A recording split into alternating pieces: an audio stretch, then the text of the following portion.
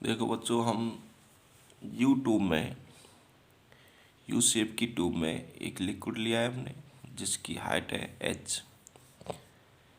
U shape की tube है जिसके अंदर h हाइट तक लिक्विड भरा हुआ है।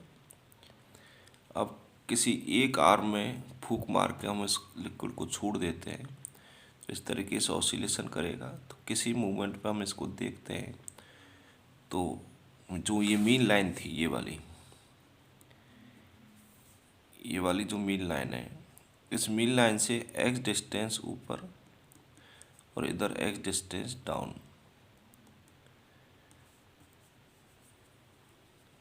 किसी स्टैंड पर देखने पर हमें दिखाई दिया। तो फिर लेफ्ट आर्म में जो लिक्विड है उसके लेवल से राइट हैंड साइड की जो आर्म है उसके अंदर एक्स्ट्रा लिक्विड दिखाई दे रहा है 2x लेंथ का। 2x लेंथ का जो लिक्विड है वो एक्स्ट्रा दिखाई दे रहा है। तो जो ये 2x लेंथ का लिक्विड है, इसका जो वेट होगा वो वेट इसको वापस से मीन पोजीशन की तरफ रिटर्न करने के लिए रेस्पॉन्सिबल है। तो 2x लेंथ का वेट कितना होगा लिक्विड का? तो weight of 2x length equal to, देखो, रो डेंसिटी हो गई a इंटू 2x वॉल्यूम हो गया, तो ये मास हो गई। मास को g से मल्टीप्लाई कर देंगे तो वेट हो गया, तो ये वेट की वैल्यू हो गई। लेकिन इसमें हमें दिखाई दे रहा है ये जो फोर्स है, ये जो वेट है इसका वो डाउनवर्ड है, लेकिन डिस्प्लेसमेंट मीन पोजीशन से x अपवर्ड हुआ है।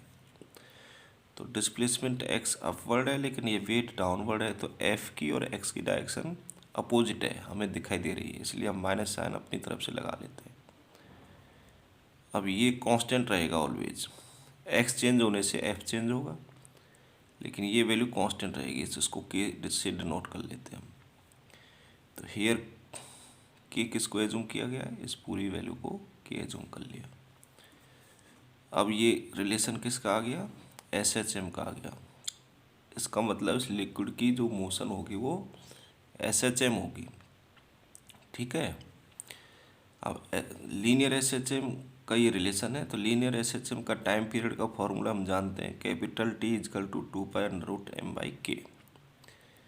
m इस पूरे लिक्विड का जो SHM कर रहा है, कौन कर रहा है? ये पूरा लिक्विड जो इसके अंदर फिल है यूट्यूब के अंदर।